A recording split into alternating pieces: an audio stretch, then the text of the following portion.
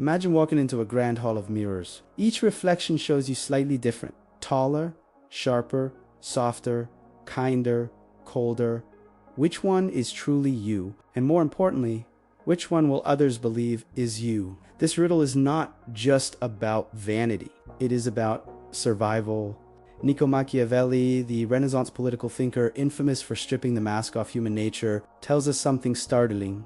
If you want to rule, survive, and rise above, you must learn to appear virtuous without necessarily being virtuous. At first, this feels uncomfortable. We want to believe that power belongs to the honest, that truth shines brighter than deception, and that people rise because of integrity. But Machiavelli forces us to face a darker reality. The world rewards not those who are good, but those who seem good. This is not simply hypocrisy, it's survival. To Machiavelli, the political arena was a battlefield disguised as a court. It was a chessboard where every move could mean life or death, where betrayal lurked in every shadow, and where morality was useful only when it served power. He saw the world not as we wish it to be, but as it is, harsh, treacherous, and governed by ambition and fear. And his most shocking advice: to appear to be good at all times, merciful, faithful, humane, religious, but to abandon these virtues whenever they threaten your survival. Think about that. He did not reject goodness, but he stripped it of its sacred aura. For him, goodness was a tool, a mask, a weapon. It was a costume you wore in the grand play of life, not a sacred truth that could never be broken. To Machiavelli, goodness without power was weakness, and weakness invited destruction. Today, we'll unlock this secret teaching. Why appearances matter more than reality, why goodness is often a performance, and why, in Machiavelli's mind, the mask is mightier than the man. This lesson has echoed across centuries, shaping rulers, presidents, and even ordinary people navigating their daily lives. Because whether you are leading a nation, running a company, or simply trying to survive in a competitive world, the theater of appearances is always in play. Part 1. The theater of politics. In Machiavelli's world, Florence was not the romantic city we picture today with art, music, and culture. Beneath the paintings of Botticelli and the sermons of there was a city of conspiracies, betrayals, and shifting alliances. The Medici family schemed in the background. Mercenaries switched loyalties overnight, and friends could become assassins by morning. A smile in the palace courtyard could hide a dagger in the shadows. Against this backdrop, Machiavelli concluded something radical. Power does not belong to the most just or noble, but to the one who plays the theater of appearances best. Strength alone was not enough. Morality alone was not enough. What mattered was the performance, the image, the mask, the carefully crafted illusion that made people believe. He insisted that a ruler does not need to possess genuine virtues. Instead, he must act as if he has them. Why? Because people judge by what they see, not by what they cannot see. As he put it, men judge more by the eye than by the hand. For everyone can see, but few can touch. The crowd cannot pierce your heart, but they will believe the image you project. This is not a cynical exaggeration. It is a psychological truth. Most people will never know the inner life of a ruler, a boss, or even a friend. They know only what they can perceive. They see the speech, the smile, the gestures. They don't see the sleepless nights, the secret meetings, the silent calculations.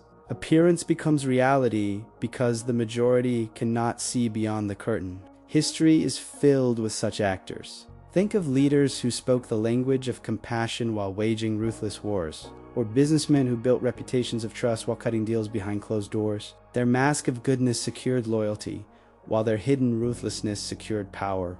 Consider Julius Caesar. To the Peripli, he was generous, merciful, and charming, a leader who forgave enemies and fed the hungry. Yet behind the curtain, he eliminated rivals, manipulated alliances, and placed himself at the center of Rome's destiny. Or think of modern CEOs who speak about ethics, community, and sustainability. While behind closed doors, they slash jobs, crush competition, and exploit loopholes. The mask is not a lie, it is a shield. It allows them to act ruthlessly without losing legitimacy.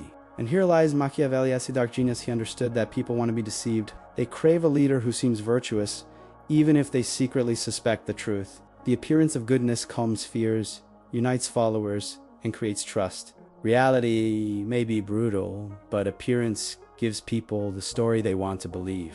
Part 2. Virtue as performance. Machiavelli did not despise virtue. He understood its power better than most. To him, virtue was not some sacred flame to be worshipped, but a tool to be wielded. Mercy, honesty, and generosity could inspire loyalty and admiration, just as a beautiful costume inspires awe on a stage. But he warned these virtues, if indulged in without measure, could become the very weapons that destroy you. Think of generosity. Give too much and the people may cheer your name for a season, but your treasury will wither. When the coffers run dry, the same people who once praised your open hand will curse your empty one.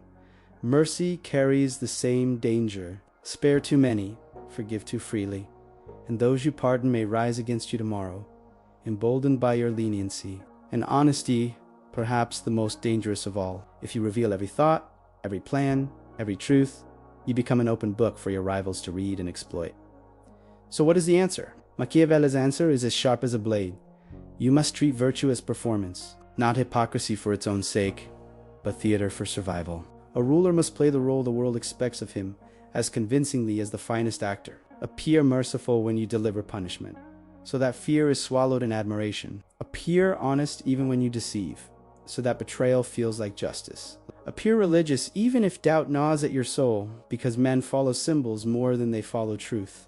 To Machiavelli, this performance was not a shameful betrayal of morality. It was the highest form of prudence. A prince who parades virtue like an actor parades a mask is not weaker for it. He is stronger because he understands that the human heart longs to be fooled. The stage lights of politics are never turned off, and the crowd is always watching. Look around in our own time, and the theater is everywhere. Corporations trumpet their green initiatives while their factories poison rivers under the cover of night. Politicians kneel in prayer before cameras, then rise to pass laws dripping with cynicism and influencers curate flawless smiles and sunlit mornings, concealing depression, insecurity, and the chaos of real life. What matters is not what is real, but what is displayed. In the modern marketplace of perception, the appearance of goodness has become a currency far more valuable than goodness itself.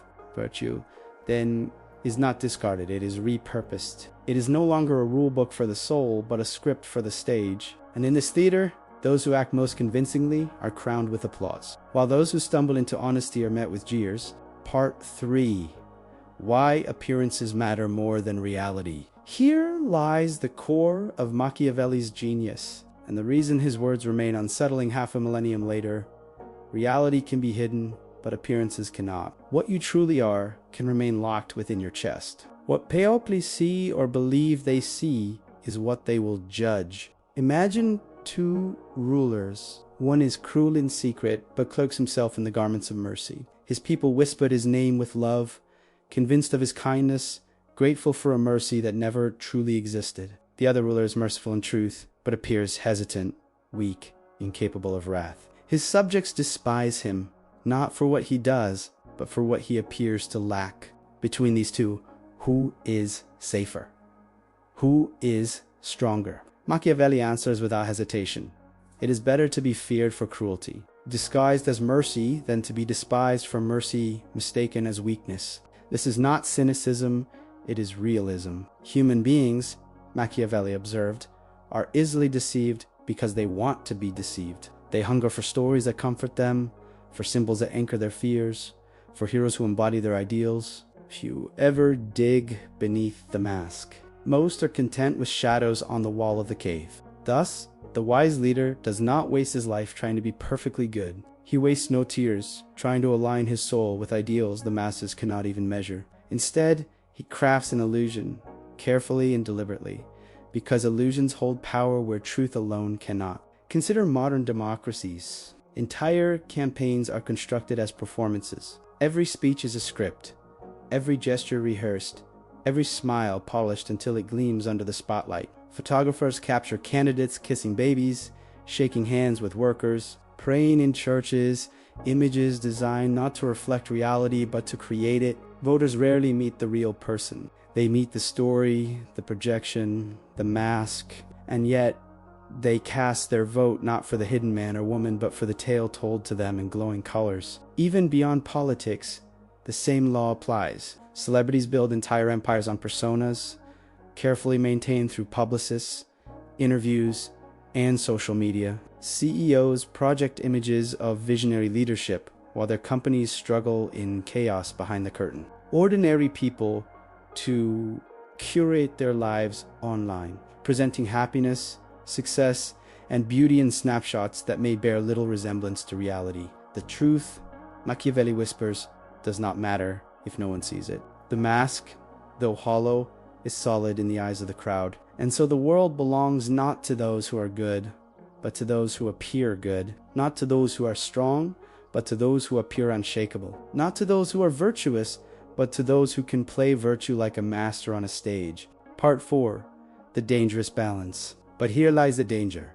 If the mask slips, the illusion collapses. If a ruler who pretends to be honest is exposed as corrupt, his power shatters faster than if he had never pretended at all. The performance must be relentless, disciplined, and almost flawless. To appear to be good is powerful. To be caught as false is ruinous. The danger of this balance is not only political, but also psychological. The ruler himself must live in constant tension, forever calculating what to reveal and what to conceal. Imagine the exhausting vigilance required, every word weighed, every gesture rehearsed, every silence carefully chosen. A single misstep, a careless phrase, or a reckless indulgence could unravel years of carefully built trust. And once the illusion crumbles, it cannot be easily restored, because betrayal of appearance wounds deeper than betrayal of truth. This is why Machiavelli insisted on flexibility as the ruler's highest skill. He must be a chameleon, adapting his colors to the environment,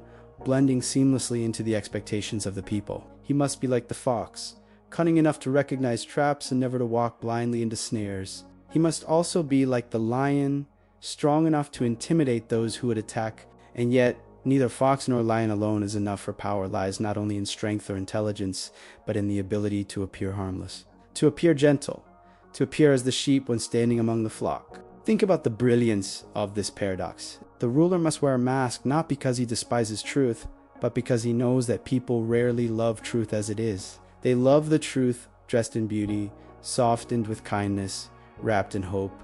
People crave to believe in goodness, so the ruler must give them that image even if his actions behind the curtain are ruthless. The theater of power demands not authenticity, but belief. And those who fail to act the role convincingly are not only disliked, they are destroyed. Even history testifies to this. Leaders who ruled with iron fists but cloaked themselves in the language of justice often lasted longer than leaders who tried to be genuinely virtuous but naively exposed themselves to human cruelty. The mask is not a decoration, it is armor. Without it, power bleeds. With it, power thrives. So, what is Machiavelli's secret? Appear to be good, but never be unless it suits your survival. The performance of virtue, not its possession, secures power. In a world where eyes deceive and appearances rule, it is not the man who is good who wins, but the man who convinces others that he is. This lesson is not only for princes of Florence, but for every human being who must navigate the stage of society. Look around you, in workplaces, colleagues, carefully curate their image of reliability and loyalty, often more carefully than they cultivate the actual substance. On social media, people project kindness, generosity, and strength, while behind the screen they wrestle with flaws, insecurities, and contradictions. Even in personal relationships, we sometimes perform affection, patience, or forgiveness not always because we feel it fully, but because it sustains harmony. Machiavelli holds a mirror to our lives and asks, which is more dangerous, to be loved for what you seem, or to be destroyed for what you are? The question is uncomfortable because it touches something primal in us. Deep down, we know appearances matter. We know people judge quickly, often unfairly. And that perception can open or close doors long before truth ever has a chance to speak.